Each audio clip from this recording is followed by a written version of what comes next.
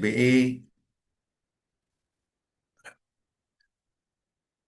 dan saya mendapat bahan tata gereja baptis itu tahun 1972. Sebagian Anda belum lahir ya. Ya. Kemudian pengakuan iman baptis, buku itu yang sudah populer di antara kita. Kemudian yang ketiga, pedoman tata gereja baptis GGBI tahun 2013. Lalu ada buku We Baptist dari Baptist World Online tahun 1999. Kemudian Andoko Andreas itu dokter, presentasi di GBI Karunia Tuhan. Sewaktu itu saya menjadi gembala sidang dan Dokter Andreas menyampaikan eh, paparan itu, sehingga bahan ini bahan lama yang diperbaharui. Kemudian nomor 6, Aritonang Jans sebagai aliran di dalam dan di sekitar gereja tahun 2018. Kemudian Clark dengan teman-temannya Our Baptist Heritage tahun 1993. Next.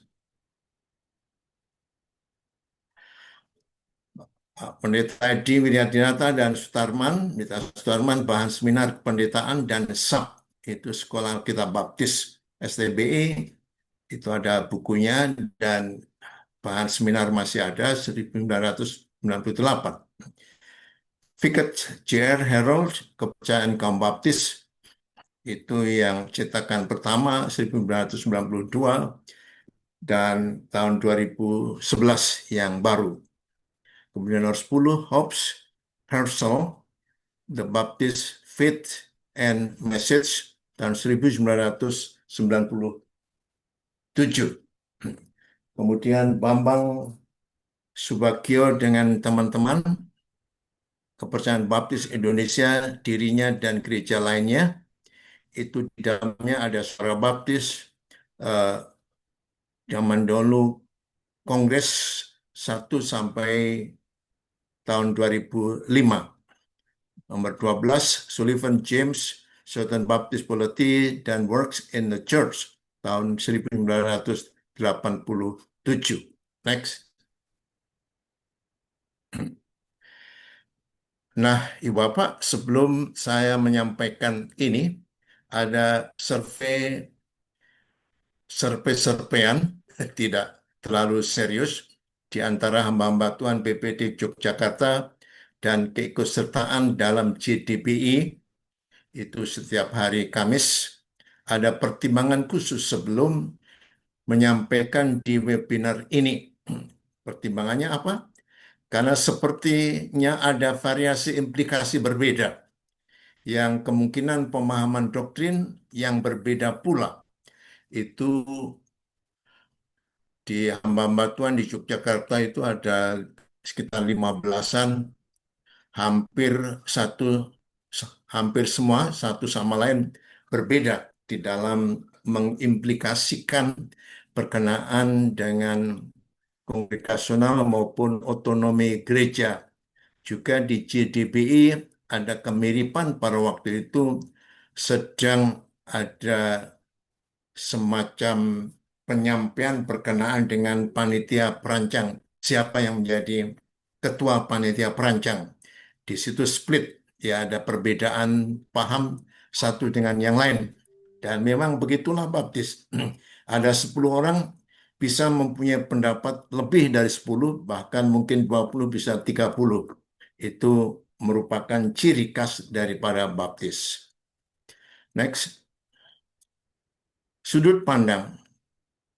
Bagi kebanyakan orang menjadi anggota gereja baptis adalah salah satu cara untuk menjadi Kristen. Mengikut Kristus sama saja dengan Kristen lain. Nah, Ibu Bapak, coba mungkin Anda sendiri di dalam kehidupan bergereja, kalau Anda bertanya kepada anggota gereja, mengapa mereka menjadi anggota gereja? Seringkali tidak memahami dengan benar mengenai doktrin yang mereka tahu di gereja baptis itu. Jarang orang yang menjadi baptis karena tertarik pada ajaran atau doktrin baptis, baik secara utuh atau sebagian. Demikian sebaliknya orang meninggalkan baptis juga hampir bukan karena keyakinan baptis. Dalam kehidupan jemaat, itulah yang kita saksikan. Begitu mudah masuk gereja, karena seringkali ada teman-teman yang baik yang mereka kenal, mungkin sama Bapak Pendeta. Ketika Bapak Pendetanya pindah atau temannya pindah, dia ikut pindah. Ya, itu kehidupan gereja yang pada umumnya. Jadi tidak hanya baptis.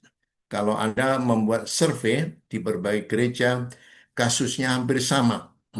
Jadi ini yang seharusnya menjadi pertimbangan hamba-hamba Tuhan dan pemimpin-pemimpin baptis untuk memastikan, meyakinkan bahwa setiap orang yang masuk bergabung di gereja baptis mesti meyakini apa yang mereka percaya berkenaan dengan baptis. Ya, next.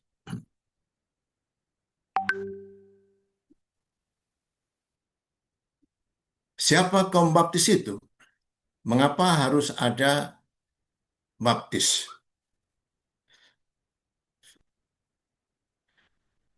Ya, next.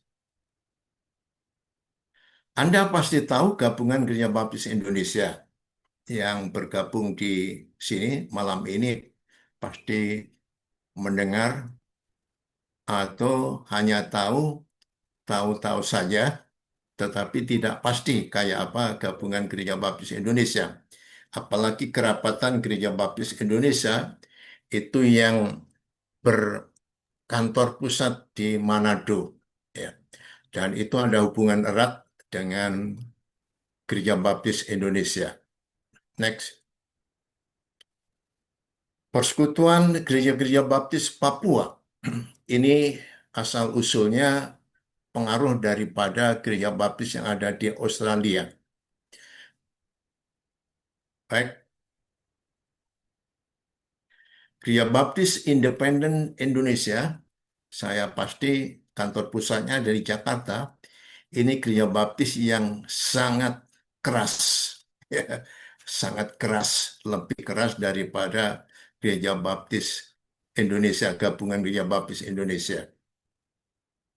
Baik, Gereja Perhimpunan Injili Baptis Indonesia ini di Amerika disebut sebagai konservatif baptis. Kalau gabungan gereja baptis itu asal-usulnya dari Sultan Baptis. Ada persamaan, perbedaan. Kalau Ibu Bapak sudah mengikuti apa webinar yang pertama, paling tidak sudah bisa meraba konservatif baptis itu. Next. Sinode Gereja Kristen Baptis Jakarta di Jakarta ini pada umumnya adalah gereja-gereja Baptis yang anggota gerejanya umumnya orang-orang Chinese, ya, orang-orang Tionghoa yang ada di sana. Nah, Ibu Bapak, jadi ini yang sepengetahuan saya ada 6 gereja Baptis yang ada di Indonesia. Di dunia mungkin lebih daripada 200 macam gereja Baptis. Baik, next. Terus,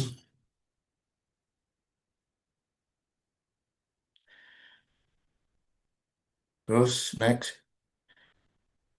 Nah, saya hanya ingin menunjukkan kebanggaan karena Baptis di Amerika merupakan organisasi terbesar setelah Katolik. Bahkan mungkin di dunia, aliran Baptis merupakan kedua setelah Katolik. Pengaruhnya di dalam pemerintahan, apalagi di Amerika itu sangat sangat kuat, ya, gereja Baptis itu. Ya, next.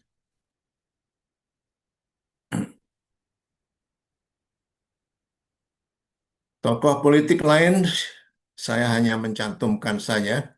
Ini nanti akan ada hubungannya dengan pemisahan antara negara dan gereja. Kenapa ada tokoh politik di situ? Next. Tokoh perdamaian yang mendapatkan apa itu piala. Next. Next. Ya. Ini pendeta baptis yang sangat populer di sepanjang sejarah, ya. Martin Luther King, Spurgeon, dan Billy Graham. Billy Graham menjadi penasehat di Gedung Putih Presiden Amerika pada saat Billy Graham masih ada, selalu diminta untuk menjadi penasehat.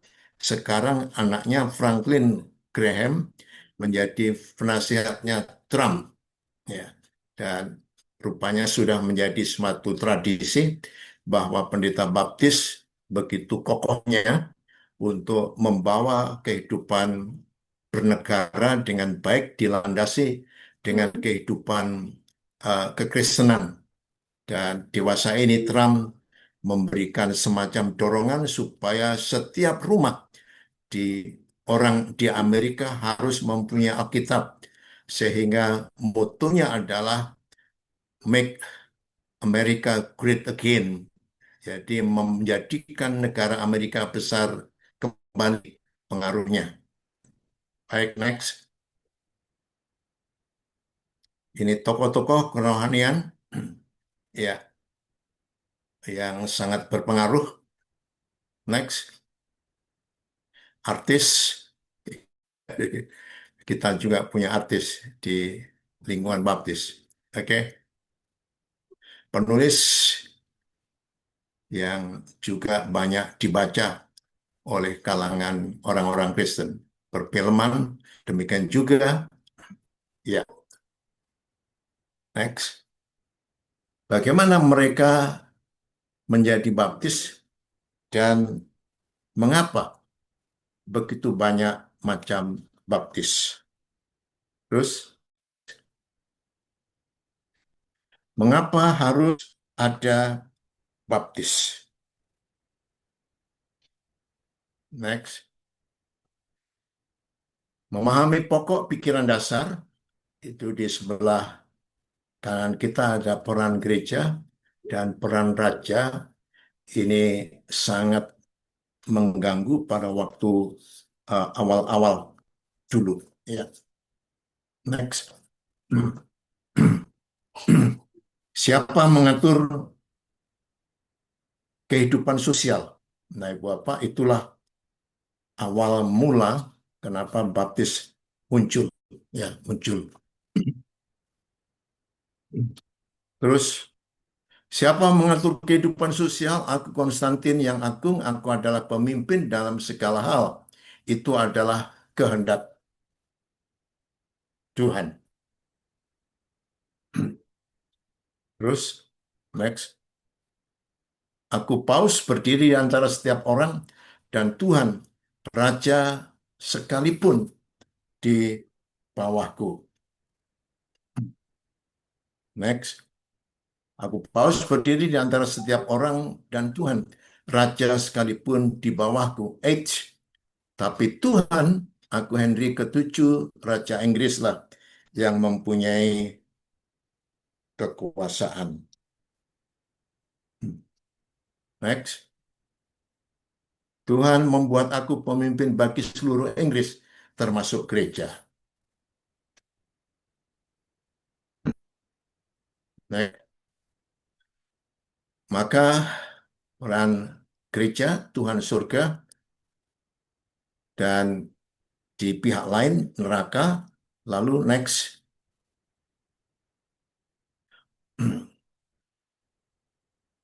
Ya, jadi peran gereja menjelaskan, mengabarkan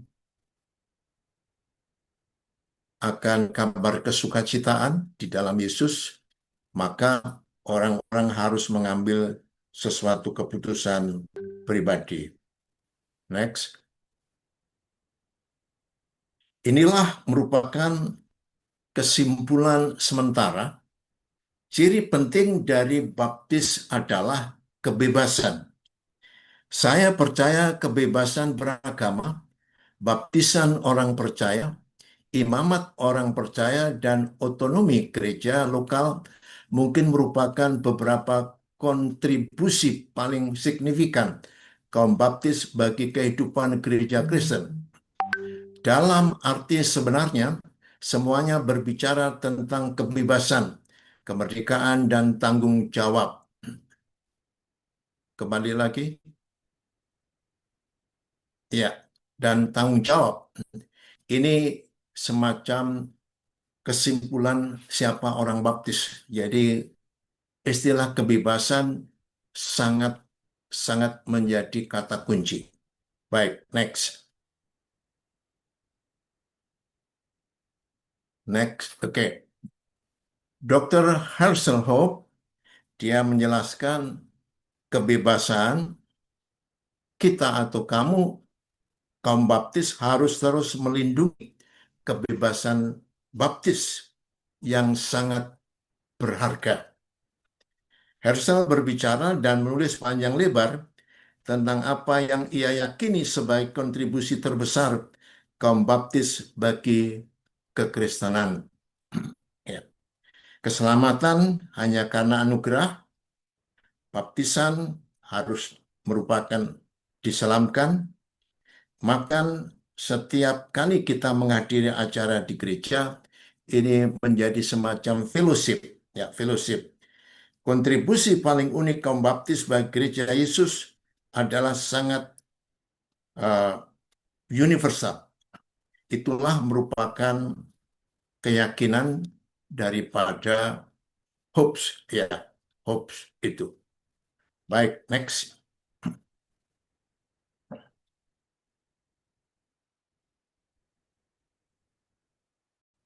Ibu Bapak, beberapa terminologi. Arti daripada terminologi adalah untuk kita kenali kata-kata ini karena kita tidak akan membahas mengenai distingsi, distinktif itu memberikan semacam sesuatu perbedaan. Perbedaan itu berfungsi untuk membedakan karakteristik pembeda garis-garis zebra atau jalan yang khas memiliki kualitas gaya, daya tarik, dan lain sebagainya yang istimewa, menonjol, yaitu eh, sangat menonjol. Kemudian ungkapan doktrin, prinsip, posisi, atau kebijaksanaan tertentu yang diajarkan atau dianjurkan seperti halnya suatu agama atau pemerintahan doktrin Katolik, doktrin Monroe ini merupakan suatu aliran. Yang kedua, sesuatu yang diajarkan ajaran-ajaran kolektif, doktrin agama. Tiga, kumpulan atau sistem ajaran yang berkaitan dengan subjek tertentu, misalnya doktrin gereja Katolik. Kemudian yang credo, setiap sistem doktrin atau rumusan kepercayaan keagamaan seperti yang berlaku pada suatu denominasi, setiap sistem atau kodifikasi kepercayaan atau pendapat, pernyataan yang berwibawa dan ter, terformulasikan mengenai pokok-pokok utama kepercayaan Kristen seperti kredo para rasul, kredo Nisea, atau kredo Athanasius, kredo-kredo lain seperti kredo para rasul, rasul. Nah, itulah merupakan terminologi, artinya saudara supaya memahami nanti ketika ada istilah-istilah itu, ya, yang biasanya tidak dipakai di dalam gereja baptis. Next. Ciri-ciri baptis yang utama.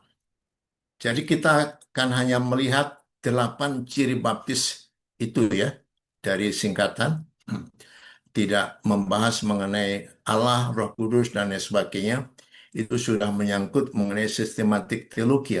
Tetapi ini secara khas atau khusus dalam kehidupan gereja baptis. Ya. Kita akan melihat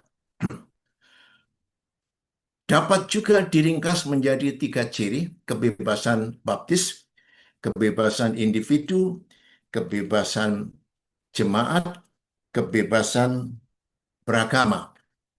Next. Kebebasan individu baptis percaya bahwa setiap orang percaya dibenarkan dan bertanggung jawab untuk membaca, menafsirkan Alkitab atas pimpinan Roh Kudus. Baptis percaya bahwa setiap orang percaya adalah imamat dan pelayan Kristus. Mereka tidak memerlukan perantara selain Kristus untuk hidup dalam hubungannya dengan Tuhan. Tidak ada credo ya selain Alkitab. Tidak ada otoritas yang mendikte tentang bagaimana menafsirkan Alkitab dengan benar. Jadi dalam sejarahnya Bapak Ibu, gereja menjadi negara tadi di depan, saya sudah tunjukkan kepada Anda, dan oleh karenanya warga negara tidak lagi bebas untuk memilih, karena negaralah yang menentukan. Hak asasi tindas, padahal tidak pernah seorang dilahirkan. Ya. Dilahirkan langsung beragama. Doktrin ini membuang jauh-jauh pembaptisan bayi dan segala bentuk keagamaan yang dapat diwakili. Ia harus merdeka untuk percaya atau tidak, menerima atau menolak, menurut atau membantah, sesuai dengan kata hatinya. Di dalam Alkitab kita sudah belajar berkenaan dengan free will yang adalah merupakan hak asasi manusia paling luhur. Kitab Kejadian 1:26, pasal 2 ayat 17, 18, untuk beribadah, untuk menyatakan keyakinan, dan lain sebagainya. Next.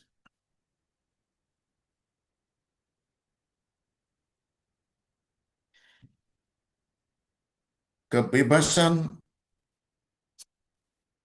jemaat. Setiap jemaat bersifat otonom, mandiri. Otoritas tertinggi di bawah Tuhan adalah pertemuan orang percaya di dalam gereja. Jemaat bebas membuat anggaran dasar, anggaran rumah tangga, perjanjian gereja, pernyataan iman. Jemaat bebas menemukan siapa yang cocok menjadi anggota jemaat. Nanti kita akan membahas lebih lanjut berkenaan dengan jemaat. Next.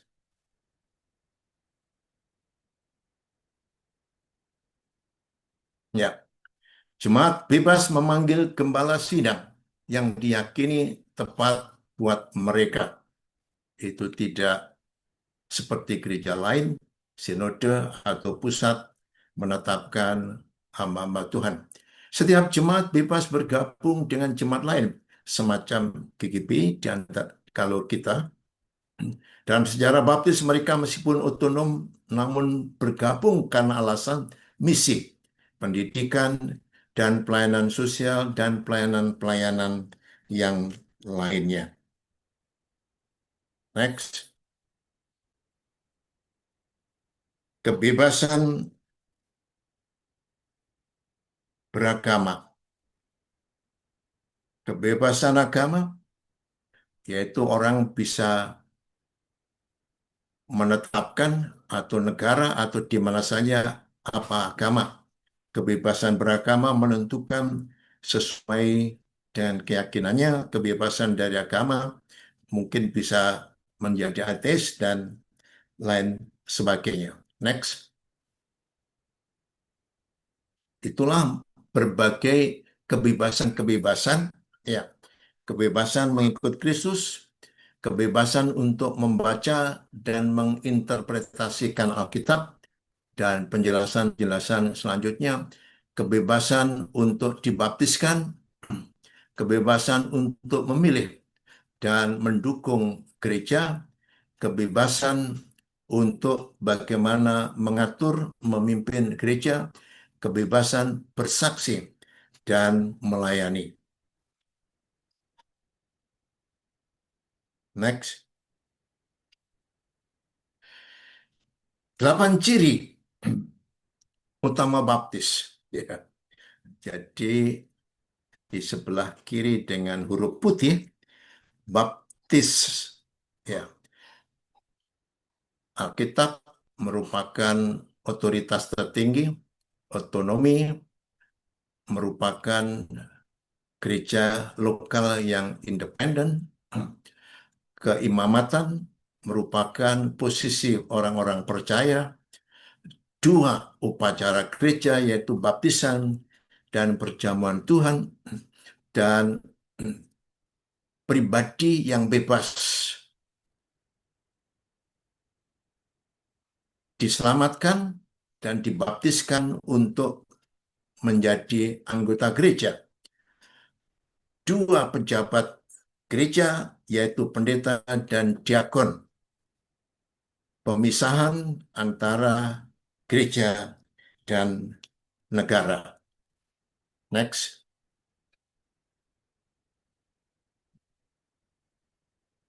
Baik, kita lihat di sini Alkitab adalah otoritas tertinggi. Bagi baptis, Alkitab adalah pusat. Kehidupan manusia adalah pencarian kebenaran. Bagaimana orang Kristen memahami kebenaran, mengerti dan bahkan membedakan bahwa itu dari Tuhan atau bukan. Bagi baptis, tidak ada otoritas manusia yang sungguh-sungguh dapat dipercaya. Hanya satu sumber yang dapat dipercaya menafsirkan Alkitab, firman Allah yang tidak berubah, nyata dan dapat dipercaya kepada orang percaya. Next. This merupakan kelanjutan.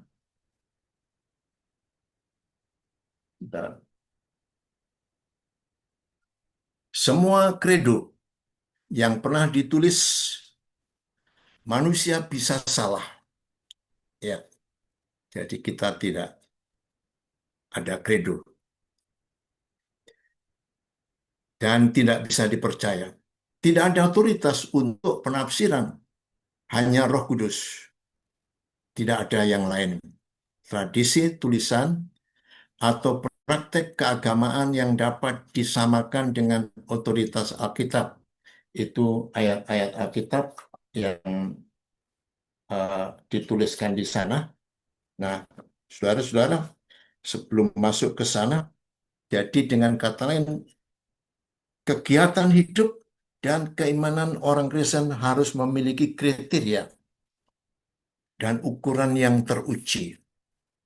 Jadi bukan hanya katanya, tetapi ukuran tersebut haruslah benar dan bernilai abadi, yaitu kekal. Ini haruslah merupakan kepastian dan tetap kebenarannya. Gereja-gereja baptis tidak pernah ragu-ragu mengenai kriteria akan kebenaran Alkitab sebagai firman Allah. Secara berangsur-angsur, penyataan Allah dan kehendaknya mencapai klimaknya di dalam diri Tuhan kita Yesus Kristus yang adalah sebagai petunjuk penyataan Allah yang disebut sebagai firman Allah adalah merupakan kepuasan yang luar biasa, dan pengakuan pernyataan tersebut dijelaskan bahwa penulisan Alkitab merupakan sesuatu kebenaran yang dinyatakan oleh Allah berkenaan dengan kehidupan orang-orang percaya. Nah, Bapak dan Saudara sekalian, kita akan lihat Alkitab ditulis selama lebih kurang 1.600 tahun dan 40 orang. Diperkirakan dari tahun 1.500 sebelum Masehi sampai dengan 100 Masehi. Kapan diterjemahkan ke dalam bahasa Inggris untuk pertama kali? Itu sekitar tahun 1382 oleh John Wycliffe. Kapan Alkitab mulai dicetak? Alkitab dicetak pertama kali tahun 1454 oleh Johannes Gutenberg. Dan itu adalah buku yang pertama dicetak dalam sejarah. Kita memahami bahwa Alkitab ditulis dalam bahasa Ibrani, Perjanjian Lama, Aramaik, sebagian kitab dari Daniel dan Perjanjian Baru Yunani. Sudah diterjemahkan ke dalam berbagai bahasa yang banyak diterima di berbagai macam kelompok, ya, berbagai macam kelompok di sana sini. Kita melihat Anda mesti hafal Alkitab terdiri dari 66 kitab. Perjanjian Lama ditulis sebelum kelahiran Yesus, Perjanjian Baru ditulis setelah kelahiran Yesus. Perjanjian Lama ada 39, Perjanjian Baru ada 3 kali 9, yaitu 27. Setiap buku kecuali 5 kitab buku terbagi ke dalam pasal dan ayat. Kelima buku tersebut adalah kitab Obadja, itu hanya ada 20 ayat, 21 ayat. Kitab Filemon ada 25 ayat. Kitab 2 Yohanes ada 13 ayat. 3 Yohanes ada 15 ayat. Kemudian kitab Yudas 25 ayat. Nah, Ibu Bapak, jadi ini semua adalah buku-buku yang pendek, hanya satu pasal saja. Yang terpanjang dan terpanjang di dalam Alkitab kita, yang terpanjang adalah kitab Mazmur, ada 150 pasal. Yang terpendek adalah 2 Yohanes, tadi 13 ayat. Pasal yang panjang adalah Mazmur 119 dengan 176 ayat. Yang terpendek Mazmur 117 dengan 2 ayat. Pasal di tengahnya yaitu Mazmur 118, itu di tengah-tengah Alkitab kita. Ya, adalah pasal di tengah seluruh Alkitab. Kemudian ayat terpanjang yaitu di dalam kitab Ester pasal 8 ayat 9 dengan 75 kata. Yang terpendek Yohanes 11 ayat 35 dengan 3 kata. Maka menangislah Yesus, itu yang dijelaskan. Menurut tradisi buku tertua dalam Perjanjian Lama, para ahli Alkitab percaya kitab Ayub adalah yang tertua. Tapi banyak yang berkata kitab Taurat Musa yang tertua karena ditulis sebelumnya.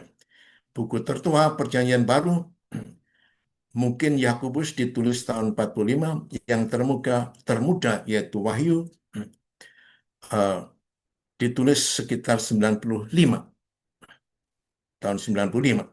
Buku apa yang tidak disebut nama Allah di dalamnya? Anda pasti tahu, yaitu kitab Ester. Nah, Ibu Bapak sekalian, Alkitab tidak bertentangan dengan ilmu pengetahuan. Karena kesaksian ilmu purbakala, setiap saat para ahli purbakala membolak-balik tanah di negara Alkitab dan menemukan hal-hal yang berhubungan dengan kitab suci. Mereka mendapatkan adanya hal-hal yang lebih menguatkan daripada yang menentang pengajaran firman Allah. Jadi kita melihat bahwa Alkitab memang bukan buku ilmu pengetahuan, tetapi bisa menjawab berkenaan dengan pengetahuan di dunia itu. Jadi kita sangat bangga mempunyai Alkitab. Next,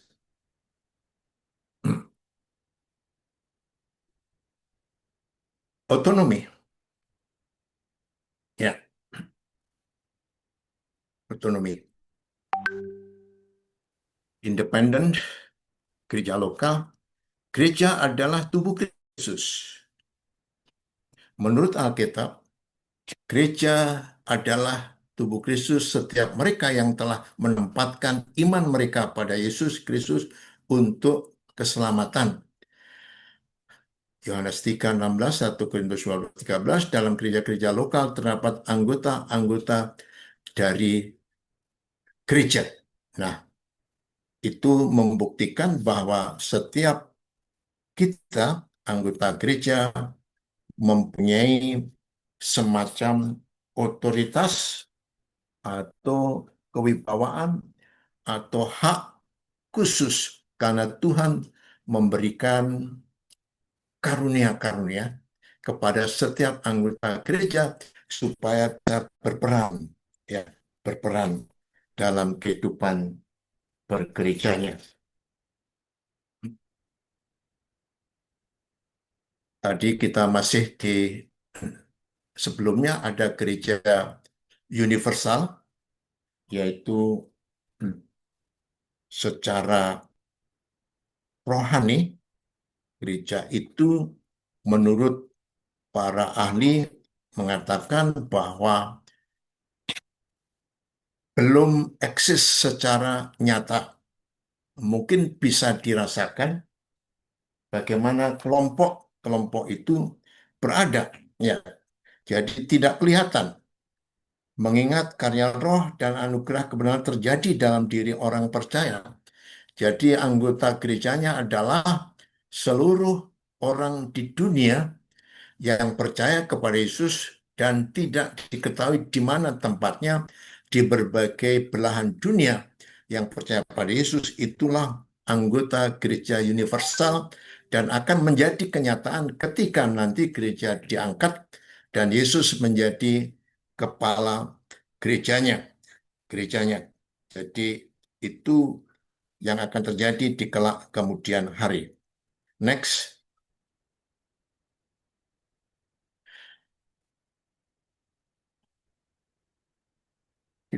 kita masih, ya, oke. Tadi masih sebelumnya ya.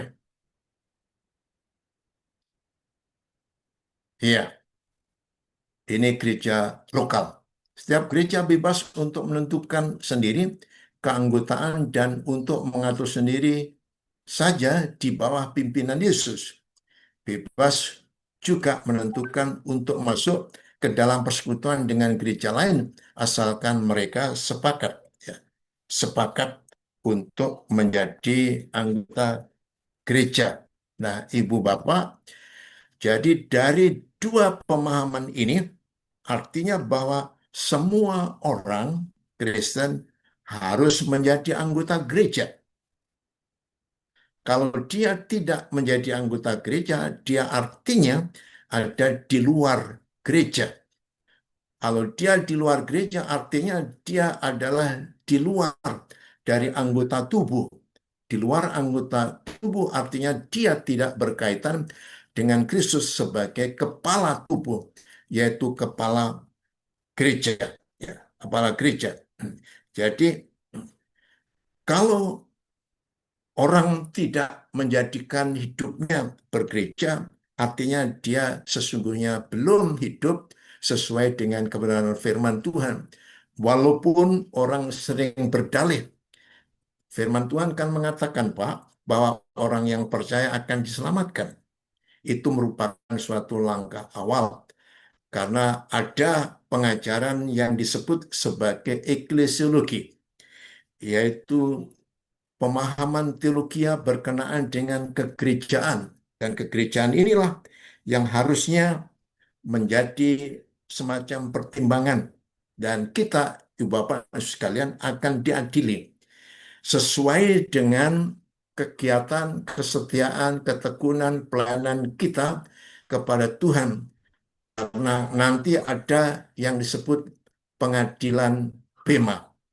Pengadilan Bema bukan pengadilan yang dilakukan untuk masuk neraka atau masuk surga, tetapi mengadili kehidupan kita sebagai orang Kristen untuk mempertanggungjawabkan keimanan kita, kekristenan kita, kesetiaan kita, ketidaksetiaan kita, bahkan dosa-dosa kita. Ya, dan inilah yang seharusnya selalu menjadi pertimbangan kita. Apalagi kalau seseorang tidak menjadi anggota gereja, jadi artinya dia berada di luar gereja itu. Baik, next.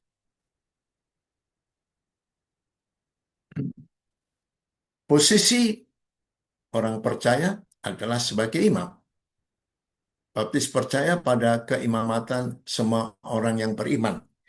Di dalam perjanjian lama dulu hanya ada imam-imam tertentu. Tapi setelah Yesus datang ke dalam dunia dan setiap orang percaya dalam 1 Petrus 2:9 kita adalah imamat yang rajani, ya, imamat yang rajani yang bertekun kepada Tuhan, dan itulah yang harus menjadi eh, kehidupan kita sebagai orang-orang yang beriman. Keyakinan ini adalah pertama dan terutama adalah tentang soal tanggung jawab dan pengabdian, bukan hak dan lisensi izin. Jadi tadi sudah saya sebut di atas, sebagai orang imam dalam perjanjian lama, imam adalah bertanggung jawab untuk orang-orang yang ada di dalam kepemimpinannya. Dan sekarang kita sebagai imam, artinya kita pribadi bertanggung jawab kepada Tuhan. Dan ini adalah sangat-sangat penting. Next. Keyakinan ini adalah tentang kesamaan setiap orang, bukan dominasi kelompok tertentu untuk supaya melayani dan menyatakan Injil. Ada mahkota, ada pahala yang sama. Jadi yang membedakan tugas, panggilan, karunia, tetapi kesempatan adalah merupakan sesuai yang sama satu sama lain. Ya, satu.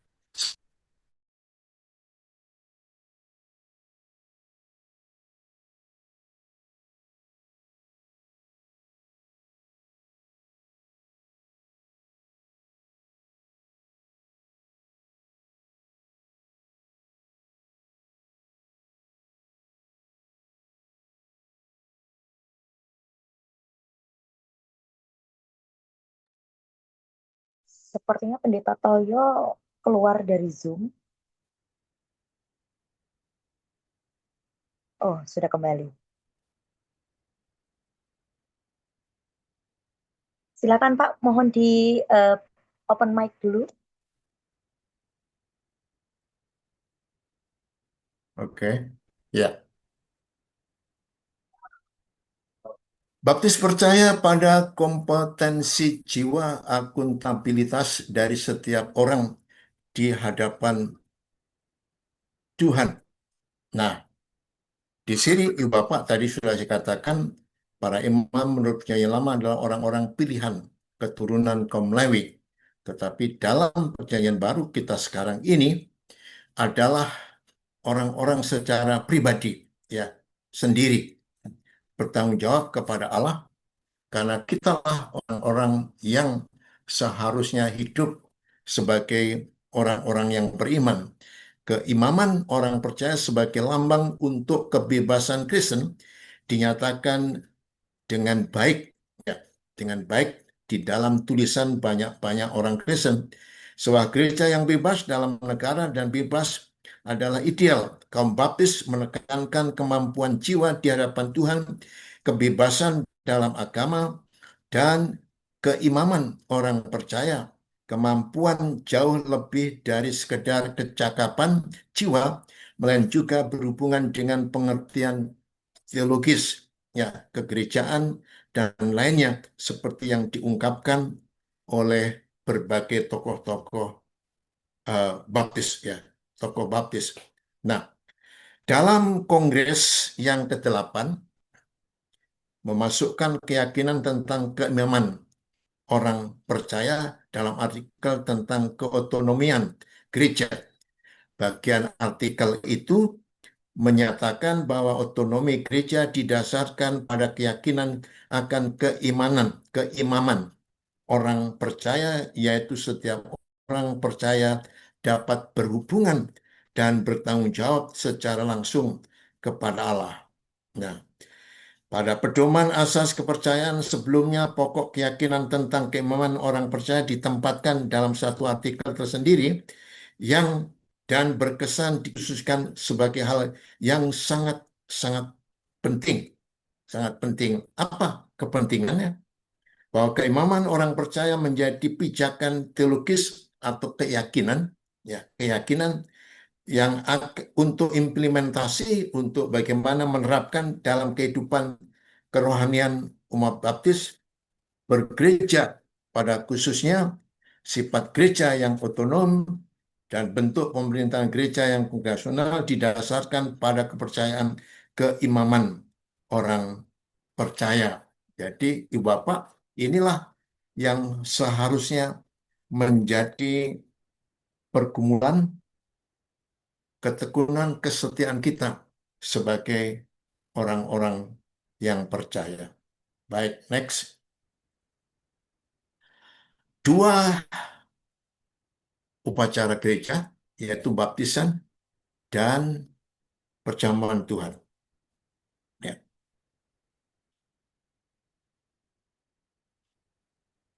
Dua upacara gereja perjamuan Tuhan, upacara ordinansi,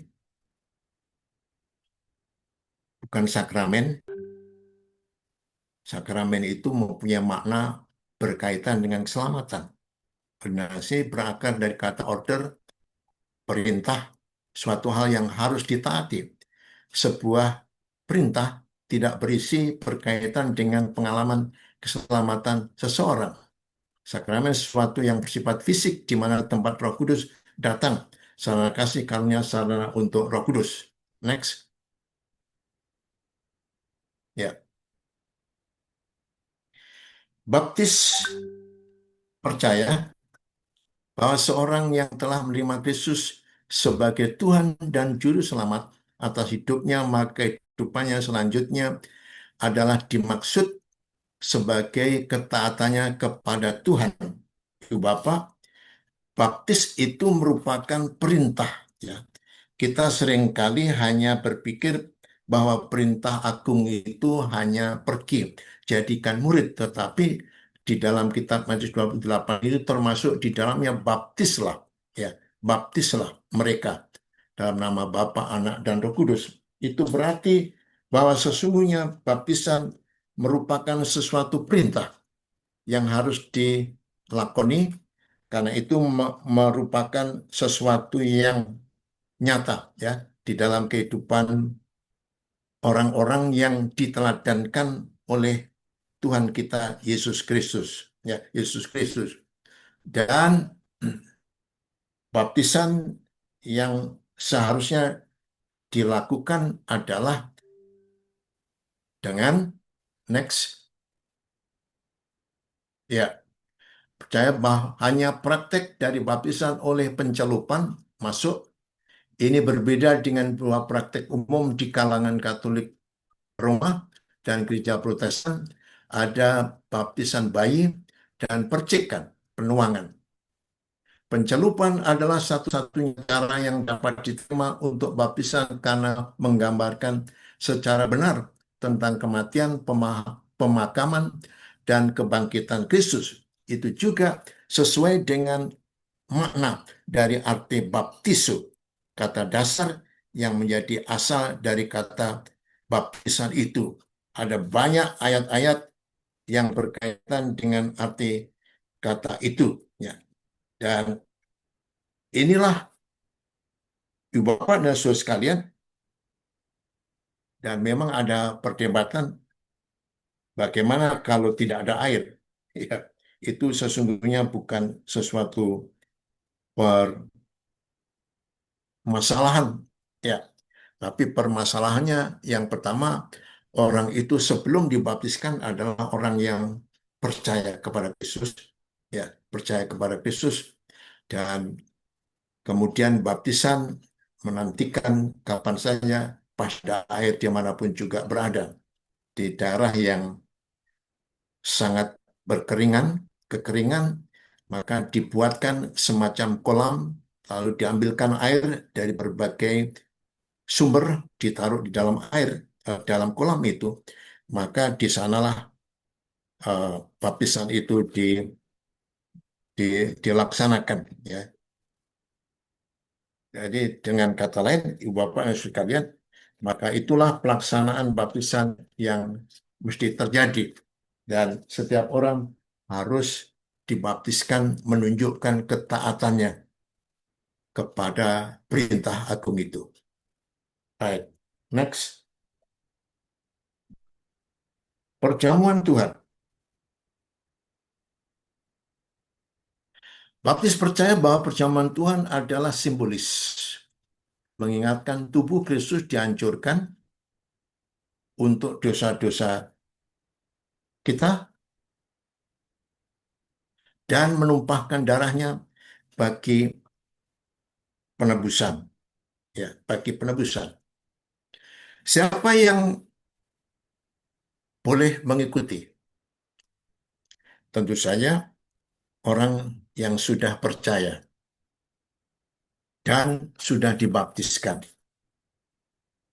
dalam gereja tersebut.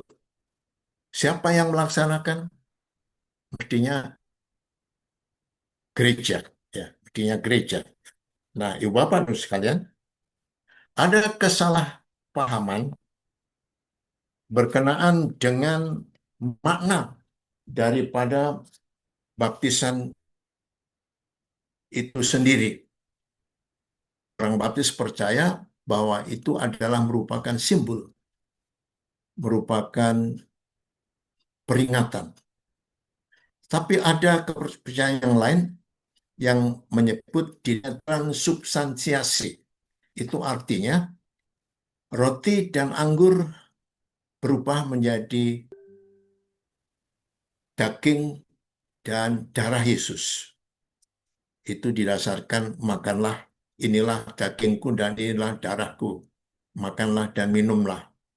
Itu penjelasan yang out of context ya. Lalu ada konsubstansiasi. Itu artinya roti dan anggur masih tetap roti dan anggur, tetapi ketika dimakan berubah menjadi daging dan darah Yesus. Bapak tidak ada penjelasan itu. Tapi yang ada dijelaskan setiap kali kamu mengadakan, jadikanlah ini sebagai peringatan akan daku. Jadi itu. Nah, dengan kata lain sama dengan baptisan, tidak mengandung suatu keselamatan, tetapi itu menjadi bukti seseorang sudah diselamatkan. Sehingga dia berkata, aku yang lama sudah mati, yang baru sudah terbit di dalam Yesus. Artinya dia harus menjadi seperti Yesus. Ya. Perjamuan Tuhan sama. Pengorbanan itulah yang akan menjadikan hidup mereka menteladani Yesus. Yesus menjadi pribadi yang disalibkan untuk kita sebagai orang-orang yang percaya. Baik, next. Ya, di kebebasan pribadi, kebebasan dalam Kristus adalah ajaran utama Paulus. Merupakan dasar dari keyakinan baptis. Setiap orang harus bebas untuk hidup menurut kesadarannya dan harus tidak bersikap sebaliknya. Orang seringkali menjadikan ini sebagai alasan, ya, alasan untuk ya sak maunya sendiri. Tetapi jangan lupa, Ibu Bapak, kita yang sudah menjadi anggota gereja, kita terikat dengan firman-Nya, dengan gereja, ya, dengan gereja. Ini berasal dari pemahaman bahwa Kristus tinggal dalam hidup orang percaya. Dialah menjadi petunjuk dan kesadaran bagi orang percaya. Jadi dengan kata lain, kalau Yesus tinggal dalam kehidupan kita, seharusnya kita peka atas kehadirannya. Next. Baptis percaya bahwa setiap individu memiliki kebebasan untuk beriman. Sekali lagi, bukan semaunya sendiri, tetapi apa pemahaman iman itu. Benar atau salah, karena hati tuntunan nurani sendiri. Meskipun baptis berusaha untuk meyakinkan orang untuk memilih, orang tidak boleh dipaksa untuk menjadi taat. Tetapi itu semua berdasarkan kepada kesadaran diri pribadi. Next. Tidak seorang pun diselamatkan oleh karena asal keluarga, asal kebangsaan, dan asal gereja. Setiap pribadi bertanggung jawab atas perjalanan kerohanian masing-masing melalui disiplin rohani. Ada pertanggungan jawab kita masing-masing memberikan pertanggungjawaban secara pribadi kepada Tuhan. Walaupun, Pak, saudara sekalian, bahwa kita ada kebebasan untuk memilih, tetapi jangan lupa kebebasan itu tidak berarti bebas. Ya, sama dengan kemerdekaan. Kalau kita merdeka bukan berarti kita bisa melanggar hukum, undang-undang, dan lain sebagainya.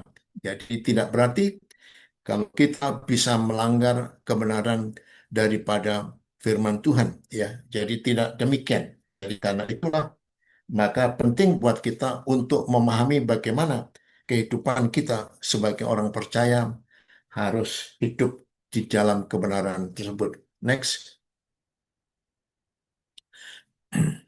Diselamatkan, dibaptis menjadi anggota gereja.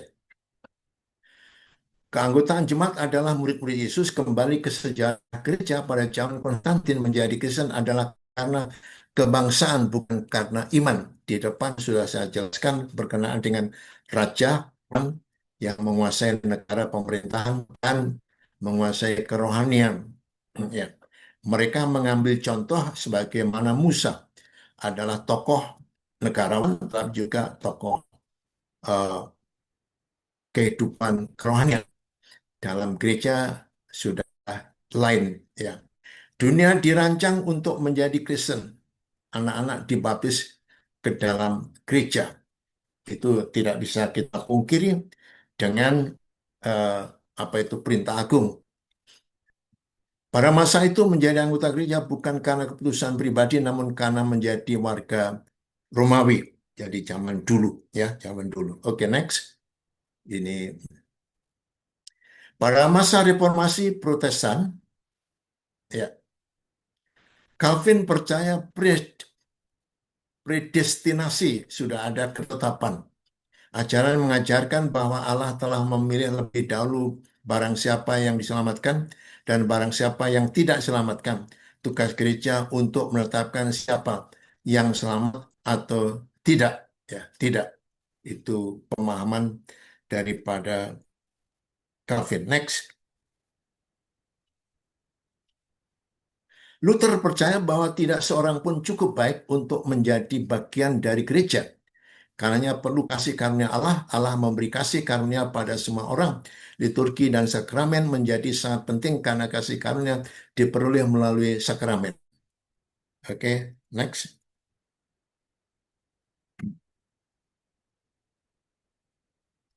Anabaptis, kedengaran hampir sama.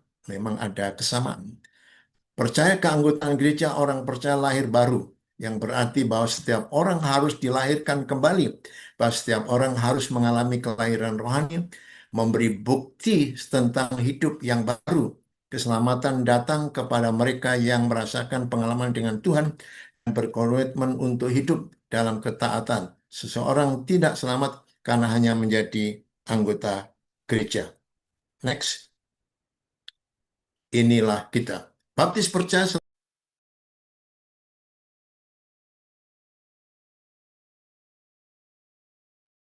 Waduh, terlempar lagi kayaknya. Iya, sepertinya Pendeta Toyo, sepertinya sinyalnya tidak atau kurang stabil, sehingga beberapa kali harus terlempar dari Zoom. Kita tunggu sebentar. Materinya bisa dibagikan, Kak, Bu Esther? Iya, nanti akan dibagikan materinya lewat WhatsApp atau juga nanti bisa dibantu oleh Pak David dikirim melalui chat di Zoom ini. Dan jangan lupa juga nanti untuk Bapak Ibu Saudara untuk bisa mengisi form presensi ya untuk Oke, webinar saya sudah. hari ini. Ya, terima kasih. Pak Sutoyo sudah kembali. Silakan Pak Toyo. Jangan lupa open mic dulu.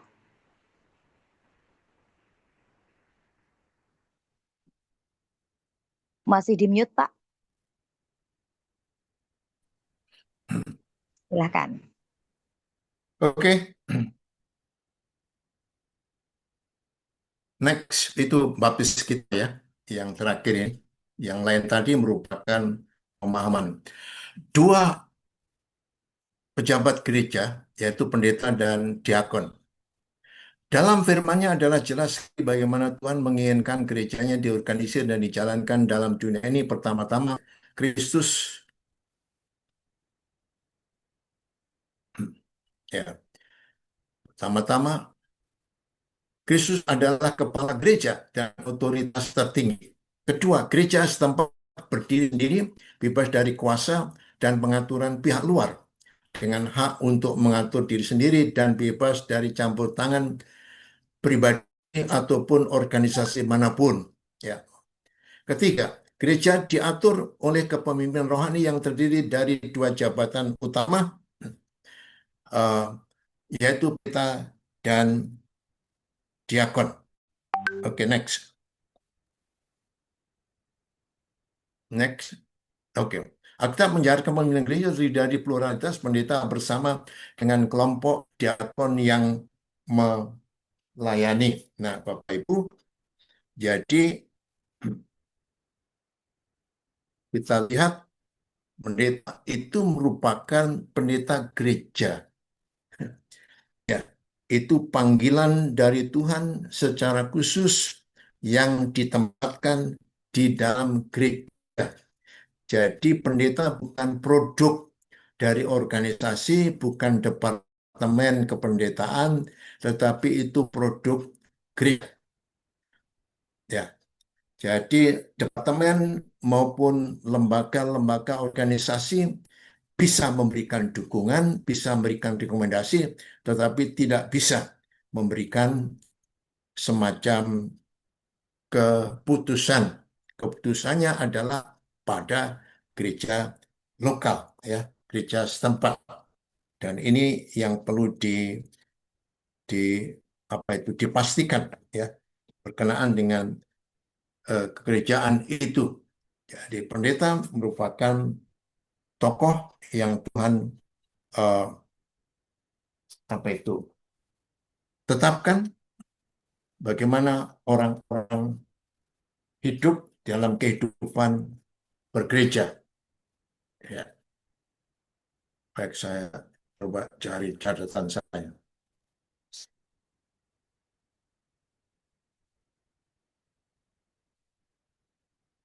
Kemudian yang kedua, diakon. Ya, diakon adalah merupakan pada awalnya merupakan pelayanan sosial, tetapi berkembang menjadi pelayanan yang membantu para rasul, para hamba-hamba Tuhan. Ya.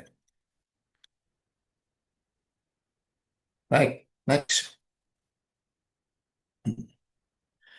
Pemisahan negara dan gereja. Pemisahan yang alkitabiah adalah pengakuan bahwa Allah telah memanggil orang-orang percaya keluar dari dunia dan untuk mempertahankan kesucian pribadi dan bersama di tengah budaya dan yang berdosa. Pemisahan yang alkitabiah biasanya dipertimbangkan dalam dua bagian pribadi dan gerejawi. Jadi Tuhan dan Raja itu yang tertinggi mengadakan pemerintahan dan mengangkat penguasa-penguasa, ada kemungkinan anggota-anggota gereja. Tapi gereja baptis biasanya pada umumnya tidak memperkenankan gembala sidang untuk masuk di dalam eh, wilayah pemerintahan, karena itu akan menimbulkan kegemparan, pemihaan. Sebagai contoh misalnya, kalau pendetanya PDI, anggota gerejanya ada PSI, ada Golkar, ada macam yang lain, maka itu akan menimbulkan permasalahan. Anggota gereja dipersilahkan. Jadi halal buat anggota gereja untuk masuk di dalam kehidupan pemerintahan. Ya, penguasa-penguasa sipil pun diangkat oleh Allah. Nanti Anda membaca di dalam kitab Roma pasal yang eh, ke-13 itu. Ya, baik, next. Hampir selesaikan. Kata gereja eklesia dipanggil keluar, misalnya gereja dan negara. Gereja dan negara adalah dua otoritas diurapi oleh Tuhan. salah satu tidak boleh mencoba untuk mengontrol lainnya. Ayat-ayat itu memberikan penjelasan kepada kita, belajar dari kasus sinode eh, mana itu di HKBP. Ketika campur tangan pemerintah pada waktu masuk, maka timbullah suatu perpecahan di antara gereja HKBP pada waktu itu. Ya, jadi ini kenapa terjadi semacam sesuatu pemisahan. Itulah merupakan suatu alasan yang pokok ya, yang pokok berkenaan dengan hal tersebut. Baik, jadi kita tidak mau itu terjadi dalam kehidupan gereja baptis. Ya. Baik, next. Ya. Loh, itu logo GGBI mengecil ya. Oke, gereja dan GGBI tidak bisa dilepaskan. Ya, tidak bisa dilepaskan. Pertanyaannya, apakah GGBI itu gereja atau para gereja? Ini sangat menentukan. Kalau GGBI itu para gereja, ibu sekalian, anggaran rumah tangga dan eh, anggaran anggaran dasar, anggaran rumah tangga harusnya menjelaskan bahwa GGBI adalah wadah persatuan gereja baptis. Dalam hal ini dapat dibandingkan dengan berbagai macam kelompok yang lain, misalnya PI dan PGI itu tidak ada semacam menjadikan satu dengan PGI, ya, tetapi masih utuh dalam masing-masing, ya, pada badan pengurus pada waktu itu, apapun namanya, Ibu Bapak dan sekalian, ini struktur organisasi khas non-gereja. Jadi tidak sama sekali ada semacam sesuatu penguasaan. Tentu saja ada sumbangan tetap. Ini sumbangan tetap dari anggotanya. Ini bukan gereja karena gereja tidak memungut sumbangan. Tapi gereja, nanti kita akan membahasnya ya. Dari hubungan kasus ini antara gereja dan GBI harus dipahami bahwa tingkat eksistensi gereja dan GBI berbeda, berbeda, yaitu Allah yang membuat, God made, dan man made. Artinya apa? Gereja Tuhan yang menciptakan, yang mendirikan. GGBI yang mendirikan manusia. Artinya apa? Gereja ada, belum tentu ada GGBI. GGBI ada, kalau gereja tidak ada, tidak akan jalan. Ya, jadi para gereja artinya GGBI merupakan panjang tanganan di dalam statement-statement ini, merupakan wadah kebersamaan kesatuan dalam rangka untuk misi, untuk PI, untuk pendidikan, untuk pelayanan-pelayanan sosial, dan lain sebagainya. Jadi dengan kata lain adalah para gereja mendukung, apa itu, mendorong, memperlengkapi gereja-gereja untuk berperan dalam kehidupan gereja sehingga GGBI akan memberikan pertanggungjawab secara sendiri. Lalu bedanya kalau GGBI adalah gereja. Ada gereja tidak dinyatakan secara eksplisit sekarang ini ya. Tetapi dalam prakteknya, Ibu Bapak dan sekalian, kita bisa melihat bahwa struktur organisasi adalah ada kemiripan dengan struktur kegerejaan, menjalankan semua fungsi gereja, termasuk memungut persembahan dari gereja setempat, iuran dan program iman. Itu bukan sumbangan, ya. Sumbangan. Hanya minus, tidak ada perjamuan Tuhan. Jadi Dengan kata lain, eh, GGBI bukan gereja, ya, bukan gereja. Demikian, Ibu Bapak, rangkaian penjelasan yang bisa saya sampaikan. Kalau ada pertanyaan, kalau bisa dijawab, kalau tidak bisa nanti minta tolong saudara-saudara yang lain bisa memberikan jawaban.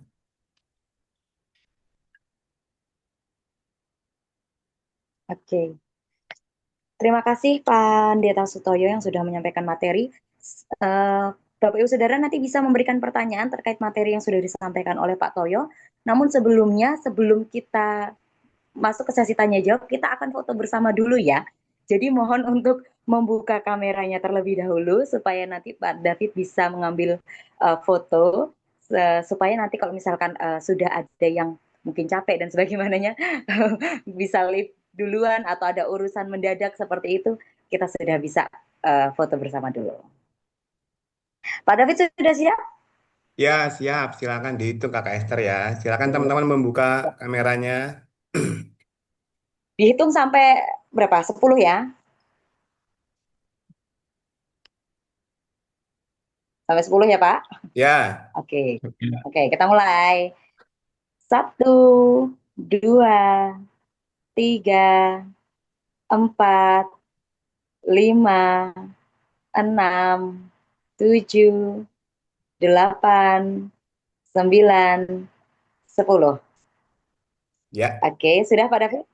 Sudah. Loh, saya malah nggak buka Oke, kamera. terima kasih. Terima kasih Pak David. Sekarang kita akan masuk ke dalam sesi tanya jawab. Jadi silakan Bapak Ibu Saudara yang punya pertanyaan bisa menuliskan kolom komentar atau kalau ingin bertanya secara langsung bisa menggunakan fitur raise hand sehingga nanti saya akan mempersilahkan Bapak Ibu Saudara untuk bertanya. Pak Toyo, ini sudah ada yang bertanya di chat, akan saya bacakan untuk Pak Toyo. Oke. Dari Ya. Hagai dari GBI Sidomoyo ingin bertanya, ada 2 pertanyaan Pak.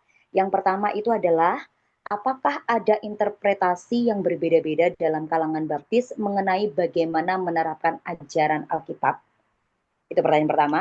Lalu yang kedua, bagaimana tanggapan Bapak Sutoyo mengenai seorang gembala sidang gereja baptis juga bekerja sebagai seorang ASN? Nah, ada 2 pertanyaan Pak, silahkan bisa dijawab. Mungkin yang pertama dulu, apakah ada interpretasi yang berbeda-beda dalam kalangan baptis mengenai bagaimana menerapkan ajaran Alkitab? Iya, baik. Terima kasih, Pak Hagai. Ini Alkitab Hagai ya. Oke. Jadi itu di depan sudah saya jelaskan bahwa setiap orang mempunyai tanggung jawab di hadapan Tuhan, bagaimana menerapkan sesuatu kebenaran yang ada dalam kehidupan seseorang tersebut, termasuk memahami kebenaran Alkitab dan kemudian menafsirkannya. Nah, latar belakang orang tersebut dan juga pemahaman akan bagaimana menafsirkan Alkitab sangat-sangat menentukan. Di dalam pengajaran Alkitab ada namanya hermeneutika. Hermeneutika itu adalah bagaimana cara menafsirkan, ya, menafsirkan ayat-ayat Alkitab itu.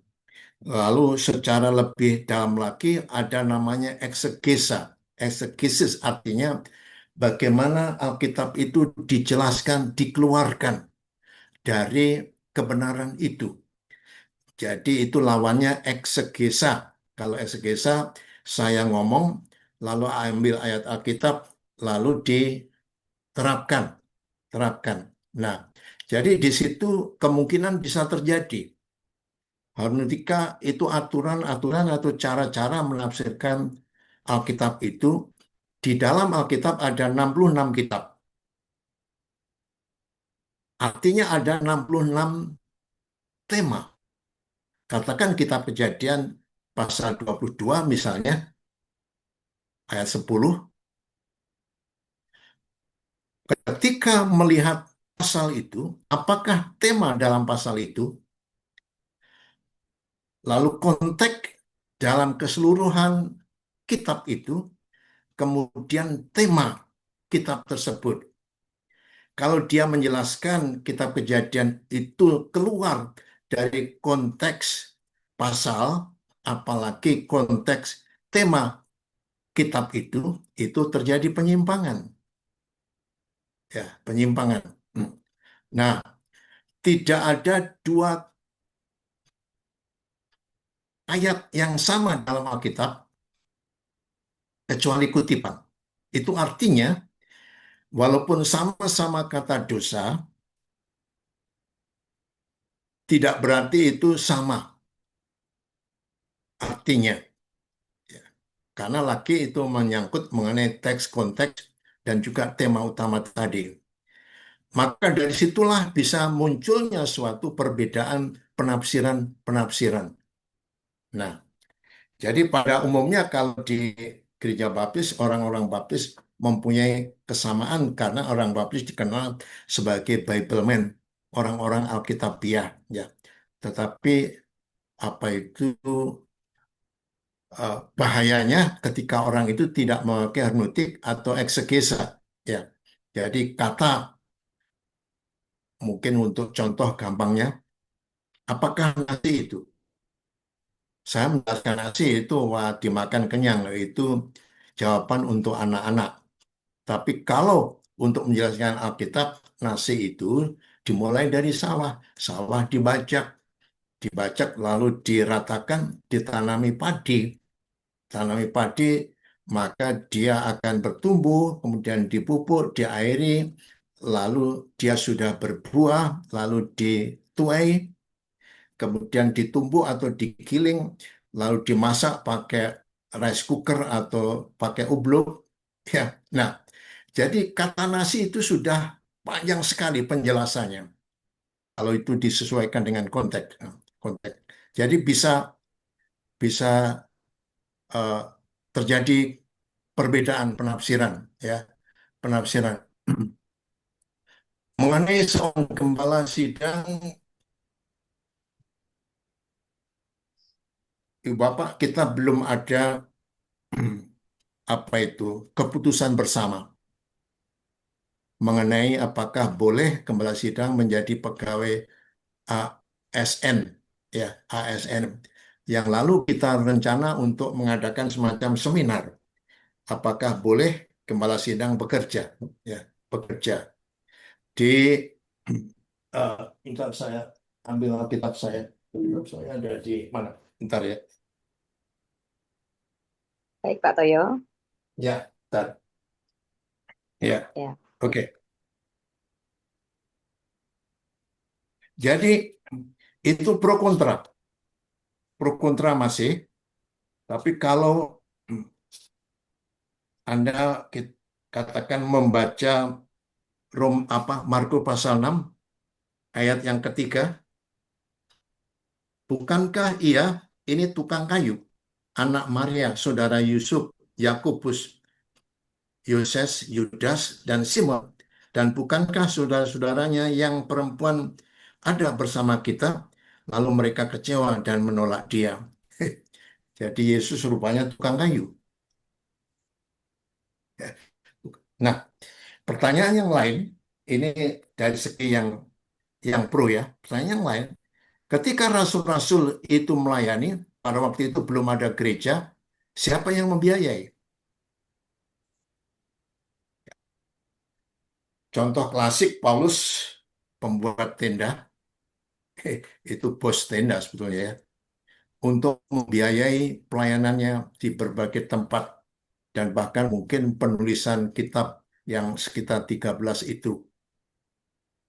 Yang kontra, apakah mungkin pendeta itu bisa konsentrasi untuk bekerja di luar dan kemudian melayani di gerejanya?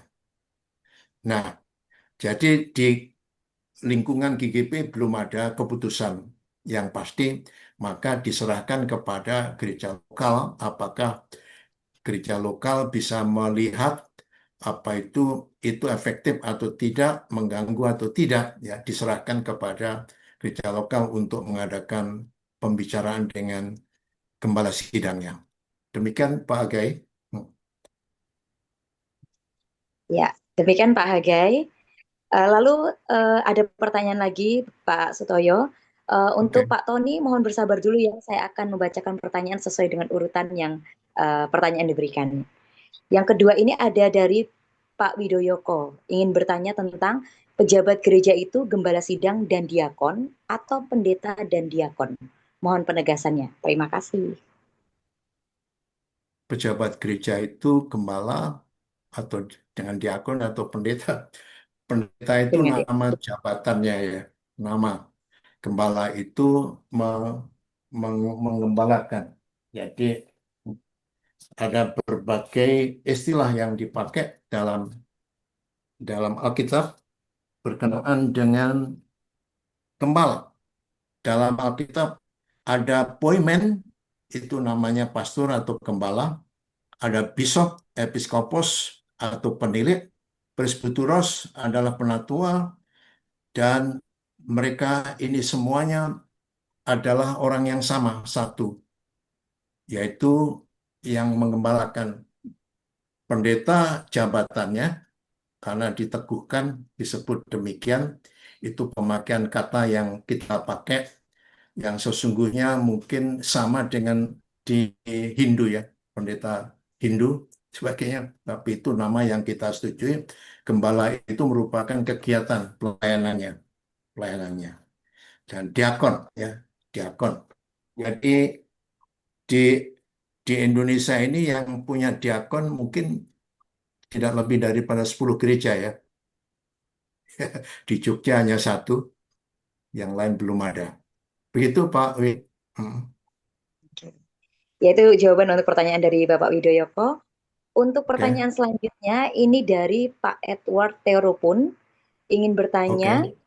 GGBI adalah organisasi keagamaan di bawah naungan Kementerian Agama. Dan Yayasan, PT, CV, Firma, itu badan hukum yang di bawah naungan Kementerian Hukum dan HAM. Bagaimana Hmm. kedudukan hukum GGBI dan YBI mengingat kongregasional berubah jadi Bamusnas? Demikian Pak. Jadi Pak Edward Tirobu ini orang orang hukum, itu mencobai saya. Jadi beliau sudah punya jawaban itu. Oh, harusnya harusnya saya tidak perlu menjawab itu ya. Dan tentu saja semua kita dinaungi ya oleh oleh hukum ya, Kementerian Agama, walaupun nyatanya tidak sebaik itu, tidak sebaik itu kenyataannya. Dan memang sebagai gereja yang organisme, itu hubungannya dengan Allah. Tapi gereja sebagai organisasi tentu saja berhubungan dengan pemerintah ini di Indonesia ya, di Indonesia. Tapi kalau di Amerika itu betul-betul bebas, tidak ada masalah, kecuali nanti melakukan yang jahat dan sebagainya. Jadi konteks daripada kehidupan berbangsa bernegara, Pak Teoro pun berbeda sekali ya. Di Amerika tidak ada, mau mendirikan agama apa saja, selama tidak mengganggu pemerintah, itu sudah. Kalau ada masalah kejahatan baru itu ditangani oleh hukum. Tetapi dari segi kegiatan-kegiatannya, mendirikan gedung di mana saja itu tidak ada masalah. Itu sebetulnya pemaknanya ya, dari awalnya seperti itu. Ya, tapi di Indonesia ini tidak bisa terlepas karena ada Menteri Agama. Di negara-negara lain kayaknya tidak ada Menteri Agama. Tapi di sini Menteri Agamanya Menteri Agama Islam. Karena gereja-gereja dihancurin, tidak didukung oleh menteri itu ya. Jadi ini konteks Pak. Jadi konteks dalam kehidupan bergereja di Indonesia, kita menghargai pemerintah. Roma 13 itu mendoakan menghargai pemerintah karena itu yang didirikan oleh Allah juga ya. Jadi tunduk taat kepada pemerintah. Satu segi seperti itu ya. Tetapi untuk urusan urusan organisme ya rohani ya ADRT kita ke dalam itu tidak bisa dicampuri ya. Kalau dicampuri yang terjadi HKBP itu kacau balau ya, kacau balau. Jadi begitu Pak Terupun. Pak Terupun ini teman karib saya. Terima kasih. Ya, itu jawabannya semoga terjawab ya Pak Teorupun. Lalu Ya. selanjutnya ada Bapak Tony Budiman yang sudah raise hand, ingin bertanya secara langsung. Mari Pak Tony, kami persilahkan untuk bisa bertanya secara langsung. Halo Pak Tony. Iya, selamat malam Pak Sutoyo. Maaf, saya Halo. dengerinnya sambil di perjalanan dari Jepara. Saya Oke. baru sampai Oh, oke. di, ja- Hmm. di jalan banyak yang terputus. Saya ingin bertanya mengenai tadi Pak, yang pertama itu mengenai upacara agung gereja. Oke. Ah, ah. Itu bagaimana Pak? Sepengetahuan saya, apa yang saya pelajari, itu kapan upacara yang dilakukan oleh gereja dan Ya. menjadi hak gereja. Iya. Ya, tapi akhir-akhir ini dimuat hanya yang sudah ditabiskan menjadi pendeta. Dan Hmm. bahkan ada pendeta yang waktu membaptiskan, dia mengatakan bahwa saya sebagai pendeta pengantar Injil membaptiskan Anda. Namanya disebut satu persatu begitu. Selalu dia katakan gitu. Nah, sementara yang masih saya ingat dan masih saya lakukan waktu saya belajar itu, pada waktu kita menabiskan itu, kapan pembaptisan itu kita mengatakan bahwa atas kuasa gereja, karena gereja yang Hmm. memberi kuasa. Tapi sekarang tidak boleh kalau itu bukan pendeta yang ditabiskan. Satu. Kedua, kalau pendeta gembala sidangnya belum ditabiskan, harus memanggil pendeta yang sudah ditabiskan, bukan gembala sidang. Karena dulu kapan kita masih mengatakan seyogianya gembala sidang yang menabiskan, gereja memberi wewenang, memberi kuasa. Itu Pak. Bagaimana Hmm. pandangan Bapak, pendapat Bapak? Iya. Jadi ada dua pertanyaan Pak ya. Jadi Hmm, pendeta yang dihabiskan atau tidak, iya, lalu iya, eh, melakukan, bukan, hmm, iya, oke. Jadi melakukan kegiatan itu atas nama diri sendiri, bukan atas nama iya, gereja. Oke. bukan atas nama gereja. Ya Pak. Iya, Jadi menurut pemahaman Alkitab dan yang kita percayai, memang itu upacara gereja, bukan upacara pribadi, bukan upacara lembaga, bukan upacara kelompok, ya, upacara gereja. Jadi saya hamba Tuhan atas kuasa Gereja Baptis A membaptiskan Anda dalam nama Bapa, Anak, dan Roh Kudus, gitu kan Pak ya. hmm, Ya, iya, jadi mestinya gitu. Jadi kalau pendeta itu belum ditabiskan, ya, itu minta yang ditabiskan. Apakah yang tidak ditabiskan boleh begitu Pak ya? hmm, Ya, zaman dulu Pak, mungkin iya, Bapak belum lahir ya, di Gereja iya, Indonesia Baptis pun, siapa saja boleh membaptiskan asal itu disetujui oleh gereja. Saya kira Pak Widoyoko masih mengalami itu ya. Zaman dulu, zaman saya masih Pak. Saya membaptiskan itu orang awam, bukan pendeta hmm, Pak. Dan itu sah ya, sah. Ya. Tetapi kemudian ada kekacauan Pak. Kekacauannya di mana? Orang yang belum ditabiskan itu membaptiskan, menikah, nah, dia kawin cerai Pak. Maka iya, berdasarkan konteks Indonesia, tokoh itu harus membuktikan. Maka keputusan waktu itu persekutuan pendeta, pendeta-pendeta saya lupa tahun berapa, memutuskan bahwa yang berhak untuk membaptiskan dan menikahkan itu adalah orang yang sudah ditabiskan. Ya, dan itu disetujui.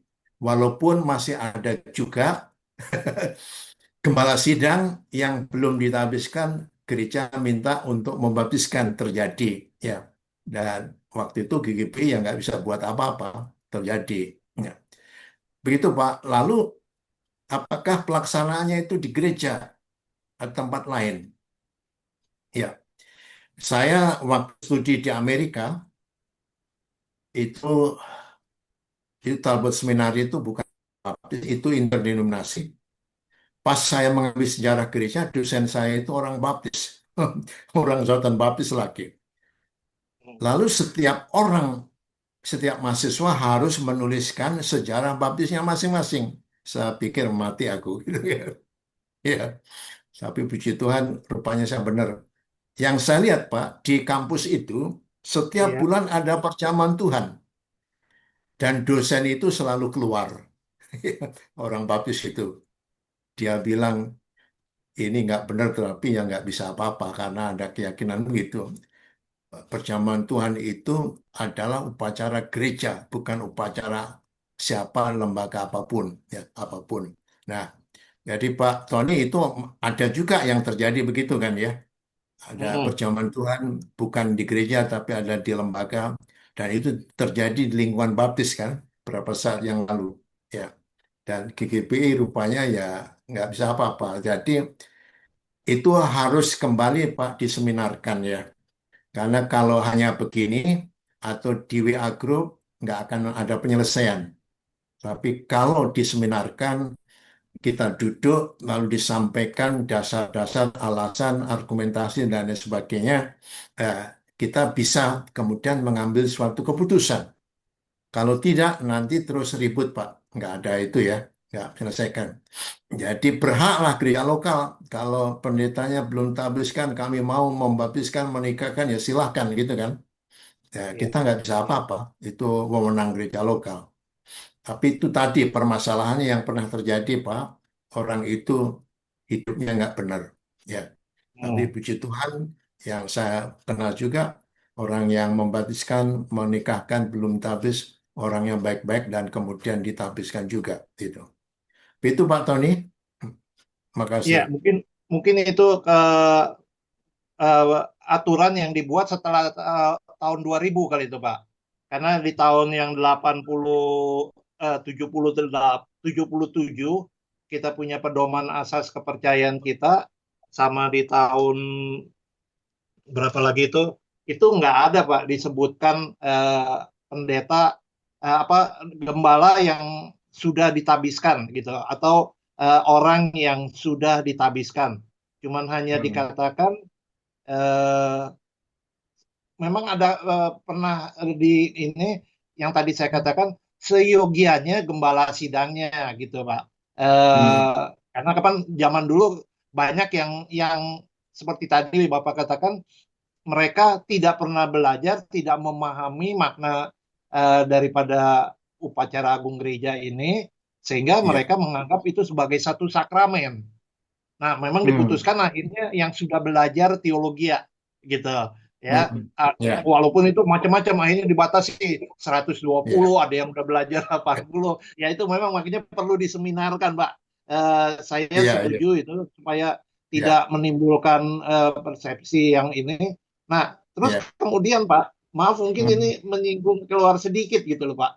Saya Oke. nggak dengar tadi karena putus baterai saya habis.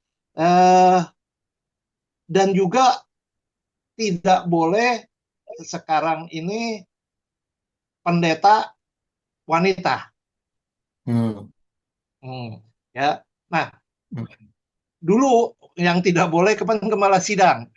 Zaman Hmm. waktu kita itu kapan Bapak mengatakan Hmm. belum bisa gitu ya. Ya. Ya. Akhirnya ada diakon yang ditabiskan satu ya Ibu Susi itu ya setelah Hmm. itu dulu tahun 98. Nah, menurut saya ayat yang sering dipakai itu yang menjadi dasar daripada wanita tidak boleh ini karena dianggap nanti wanita memegang kuasa. Nah, di dalam Kejadian pasal yang ketiga, memang itu dikatakan dia akan memimpin, memerintah atas kamu. Kata yang dipakai adalah kata masal. Masal itu kapan memang diartikan bisa itu, tetapi ada arti lain dari masal itu adalah berarti kamu akan sama melakukan perbuatan yang sama atau menerima hukuman yang sama. Kenapa kalau enggak? Kalau saya menafsirkan ini, saya melihat juga dari bukunya siapa namanya Milad Erickson itu, dia juga membahas bahwa masyal itu bukan hanya sekedar diartikan seperti yang sekarang begitu ya, tetapi bisa diterjemahkan menjadi seperti atau mirip dengan. Nah, sementara kita di Alkitab dikatakan menafsirkan dengan berkuasa. Nah, kalau itu dipakai kata tetap berkuasa atas kamu, nah saya melihat ada 3 frasa di situ. Apa gunanya terus kemudian Tuhan berkata bahwa kepada Adam, kamu akan menerima hukuman dengan bersusah payah begitu. Menurut saya kalau memang dia tidak bersalah dan menjadi kepala, ya kalimat itu agak rancu juga sih menurut saya gitu loh Pak. Ya di dalam Kejadian pasal yang 16 Pak, pasal 3 ayat 16. Ya, kepada suamimu dia akan berkuasa atasmu. Nah, berkuasa atasmu itu kapan dipakai kata masal dalam bahasa Ibrani-nya.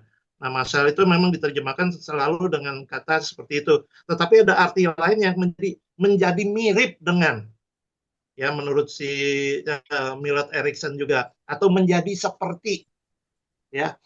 Terus kemudian kapan dilanjutkan di dalam ayat yang apakah bisa dipersingkat karena waktunya juga terbatas? Ya. Jadi mohon ya. Saya menurut Bapak, kalau Bapak kapan selalu pakai kata kepale, memerintah, apa menjadi kepala gitu Pak ya. Kepala ini kapan bukan untuk setiap pria, untuk kepada setiap wanita begitu loh Pak. Yang kata kepale yang dimaksud itu kapan selalu mengenai hubungan suami istri. Nah, saya melihat di sini menjadi dasar buat kita tidak menabiskan wanita. Sampai bahkan diakon juga tidak ditabiskan, boleh wanita tidak boleh ditabiskan. Segala semua gitu loh Pak. Kalau dulu kan masih boleh pendeta katanya, tetapi dengan peraturan yang sekarang untuk bisa ditabiskan menjadi pendeta itu bukan sekedar ditabiskan langsung ya, tetapi memakai harus sudah mengembalakan 5 tahun. Nah, jadi gembala aja tidak boleh, bagaimana bisa ditabiskan? Walaupun akhirnya secara jelas yang kemarin itu belum disetujui, semua nggak boleh, wanita nggak boleh menjadi pemimpin. Nah, menurut Bapak bagaimana? Apakah ini tidak bertentangan begitu ya dengan kata yang dipakai, baik kefale di dalam perjanjian baru maupun masal di dalam perjanjian lama begitu? Baik, itu kan ini saja itu, sepertinya Pak Tony bisa ditanggapi oleh Pendeta Toyo, bisa ditanggapi mungkin secara singkat saja Pak Toyo. Oke Pak, jadi saran saya mari seminar lagi Pak. Ya. Seminar lagi. Ya. Tapi secara singkat, di dalam Alkitab tidak ada penulis wanita Pak. Di dalam kehidupan Yesus tidak ada rasul yang wanita. Dalam Alkitab tidak ada kepemimpinan yang dijelaskan tentang wanita Pak. Yang ada hanya kepemimpinan dalam 1 Timotius 3 itu ya. Itu menunjuk kepada imam, kepada pimpinan dan sebagainya. Tetapi lagi Pak, ini akan pro kontra karena di dunia dua pihak itu ada. Ya, tapi di lingkungan kita lagi mari kita seminar. Jadi usulkan pada Departemen Kependetaan untuk mengadakan seminar tentang itu. Begitu Pak ya. Terima kasih. Oke, baik, terima kasih. Terima kasih Pak Toyo. Satu pertanyaan lagi Pak, ini dari Bapak Kurniadi Herawan, ingin bertanya tentang bagaimanakah pandangan Gereja Baptis terhadap catatan-catatan tradisi gereja yang sering dijadikan rujukan untuk memahami konteks Alkitab, sejauh mana kita sebagai orang baptis bisa mengutip atau mempercayai tradisi tersebut, dan apakah hal-hal seperti itu boleh disampaikan di mimbar atau dalam pengajaran gereja? Tuhan Yesus itu tradisinya Yahudi itu, Pastor. Jadi dia mengikuti tradisi Yahudi, disunat, lalu melakukan kegiatan dalam kehidupan keluarga dan lain sebagainya. Jadi sebelum ada Alkitab, ya Tuhan Yesus itu Alkitabnya Perjanjian Lama. Saya kira Paulus juga rasul-rasul Alkitabnya Perjanjian Lama. Ketika Perjanjian Baru belum ditulis, mereka yang lihat itu tentu saja sebelum Alkitab tertulis ada tradisi-tradisi, ya ada fakta-fakta yang harusnya tidak membaca Alkitab pun sudah jelas bahwa itu benar, ya bahwa itu benar karena ada bukti-bukti daripada apa itu semacam tradisi atau eh, apa itu kayak Candi Borobudur, ada candi apa begitu ya. Jadi bukti-bukti yang semacam itu bisa menjadikan dukungan atas kebenaran selama itu tidak bertentangan dengan Alkitab. Ya. Jadi Alkitab tidak akan bertentangan dengan apapun juga. Makanya yang saya bilang tadi, pemahaman akan hermeneutika dan eksegesa adalah merupakan bagian daripada bagaimana kitab itu harus dijabarkan, dijelaskan, dan dikhotbahkan. Ya, ya, begitu, Pak Kurniawan. Hmm. Oke. Semoga bisa menjawab ya Bapak Kurniadi. Terima kasih Baik. Pendeta Toyo yang sudah menjawab, dan juga Ya. terima kasih untuk Bapak Ibu Saudara yang sudah bertanya. Sebelum kita mengakhiri webinar kita pada malam hari ini, kita akan dengarkan dulu satu closing statement dari Pendeta Sutoyo sebelum nanti kita akan menutup webinar pada malam hari ini. Statementnya, kenapa kita baptis? Karena Tuhan Yesus itu orang baptis. Saya selalu katakan itu. Kenapa Yesus orang baptis? Kalau seorang dibaptiskan gereja Pentakosta, dia dipanggil sebagai Pentakosta. Kalau di Bethel, dia panggil Bethel. Yesus yang membaptiskan siapa? Itu bahasa Inggrisnya John the Baptist ya. Kita terjemahkan Yohanes Pembaptis. Jadi kalau saya terjemahkan itu Yohanes Pendeta Baptis. Jadi Yohanes Pendeta Baptis membaptiskan Yesus. Jadi Yesus adalah orang baptis. Well, ini hanya berguru. Karena nanti perintah agung pun begitu sama kan. Pergilah jadikan sekalian bangsa muridku, dan bukan betelkan tapi baptislah. Baptislah. Ya, kita bangga karena apa? Baptis pedomannya adalah Alkitab. Dan hidup membuktikan diawali dalam sejarah munculnya nama baptis itu nama ejaan sebetulnya ya. Nama olo-oloan sama seperti Kristen mula-mula itu bukan nama ya penghormatan, tapi nama ejaan karena hidupnya, kelakuannya, tutur katanya kayak Kristus, maka disebut Kristen, Kristus kecil. Baptis sama, itu ejaan karena membaptiskan lagi orang yang percaya diselamkan, maka itu disebut baptis, ya ejaan. Tetapi nama itu menjadikan nama yang sangat populer, terkenal, mempengaruhi kepada dunia karena landasan pokoknya adalah Alkitab.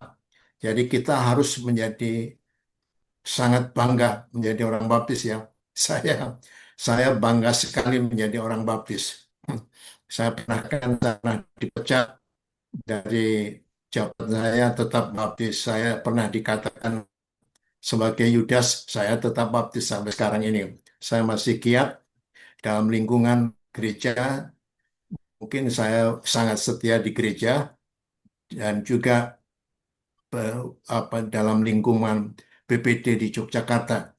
Jadi bangga karena saya sudah berkeliling karena saya mengajar di sekolah interdenominasi itu sekitar ada hampir 150 macam gereja dan saya sudah berkhotbah di berbagai macam lingkungan eh, gereja yang bermacam-macam. Saya masih tetap bangga menjadi baptis. Dan saya tidak pernah berubah menjadi baptis karena lagi baptis adalah dekat dengan Tuhan karena pedoman hidupnya berdasarkan Alkitab. Saya harap itulah yang menjadi keyakinan Bapak Ibu Saudara sekalian, sekali baptis tetap baptis. Tuhan memberkati.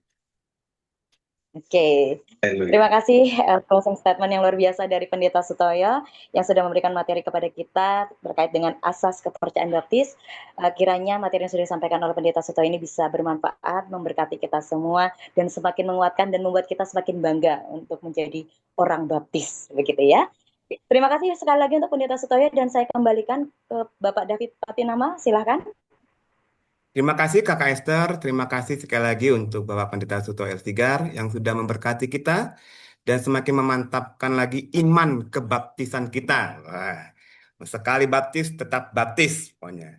Terima kasih sekali lagi. Jangan lupa teman-teman, Senin besok, Senin depan kita akan mengakhiri webinar tentang pemantapan identitas baptis ini dengan satu tema yang menarik, yaitu tentang keluarga besar. Ini yang menjadi perbincangan di antara orang-orang baptis tentang apa sih itu keluarga besar dan bagaimanakah implementasinya dalam kehidupan sehari-hari dengan orang baptis dan juga dengan sesama gereja baptis. Jadi silakan terus ikuti webinar ini dan Senin depan Bapak Yosia Wartono, Ketua Badan Pengurus Nasional akan menyampaikan tentang konsep keluarga besar. Begitu, terima kasih sekali lagi dan untuk mengakhiri acara kita pada malam hari ini, saya minta dengan hormat Bapak Yohanes Widoyoko akan menutup dalam doa penutup. Terima kasih Pak David. Mari Bapak Ibu Saudara kita tutup webinar malam ini dengan doa.